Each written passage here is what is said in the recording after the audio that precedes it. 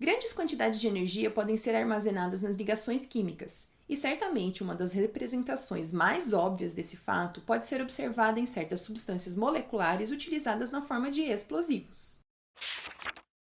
O conceito de entalpia de ligação nos ajuda a entender de forma detalhada algumas das propriedades destas substâncias explosivas. A estabilidade de uma molécula está relacionada à força de suas ligações covalentes. A força de uma ligação covalente entre dois átomos é determinada pela energia necessária para quebrar a ligação. Podemos relacionar, então, a força de ligação à variação de entalpia em reações nas quais as ligações são quebradas.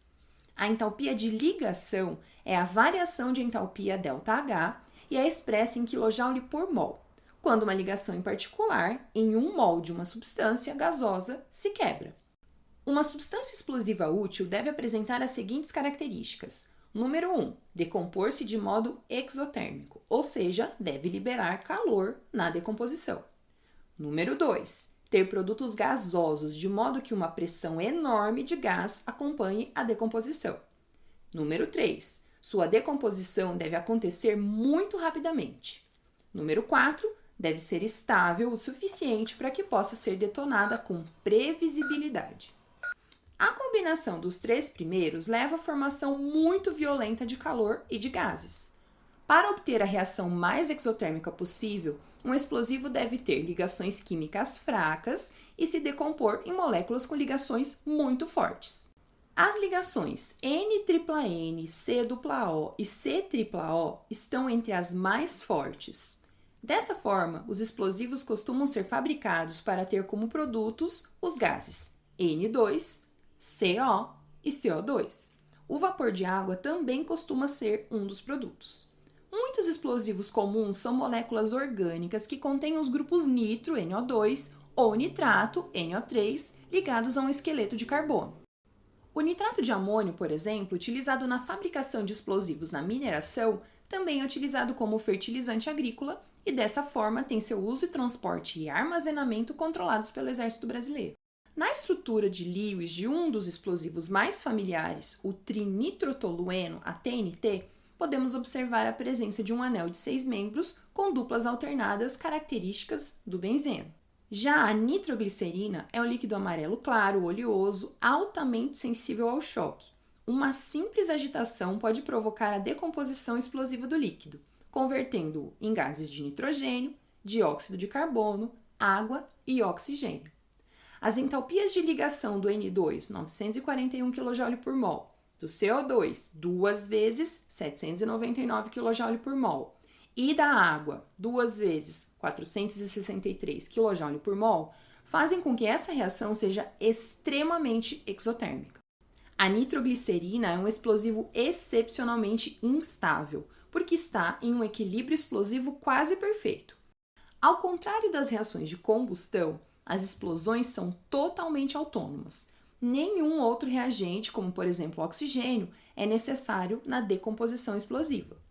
Por ser altamente instável, a nitroglicerina é de difícil utilização como explosivo controlável.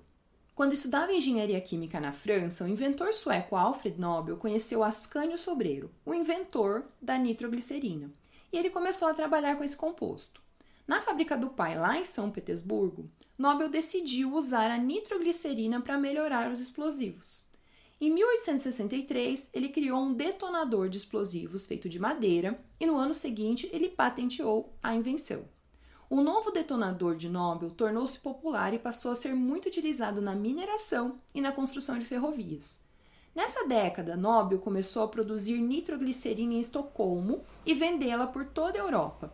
Mas em setembro de 1864, uma grande explosão matou 5 pessoas, incluindo seu irmão Emil Nobel. Nobel descobriu então, em 1867, que misturar a nitroglicerina com um material sólido absorvente, como terras diatomáceas ou celulose, produz um explosivo sólido, a dinamite, que é muito mais seguro que a nitroglicerina líquida. O nome dinamite vem da palavra grega dynamis, que significa poder. Essa invenção do Nobel foi considerada por muitos um acaso, mas o fato é que ele se tornou um homem rico. Apesar de ter sido responsável por criar o mais poderoso explosivo militar criado até então, ele foi um grande incentivador dos movimentos internacionais pela paz. Em seu testamento, ele determinou que sua fortuna fosse usada para distribuir prêmios que laureassem aqueles que conferiam maior benefício à humanidade, incluindo a promoção da paz e da fraternidade entre as nações. Além disso, o Prêmio Nobel, que leva o seu sobrenome, é provavelmente o prêmio mais cobiçado por cientistas ou defensores da paz. Muitos acreditam que essa ação se deve ao fato de que, quando um irmão de Nobel morreu em 1888, um jornal francês publicou erroneamente a notícia da morte de Alfred e referiu-se a ele como o mercante da morte. Provavelmente para melhorar a sua imagem, ele tenha proposto a criação do prêmio e assumiu uma posição mais pacifista. Então é isso, pessoal. Espero que vocês tenham gostado do vídeo. Então deixa o seu like, se inscreve no canal e ativa o sininho, porque toda semana a gente tem vídeo novo. Um super beijo e até o próximo vídeo.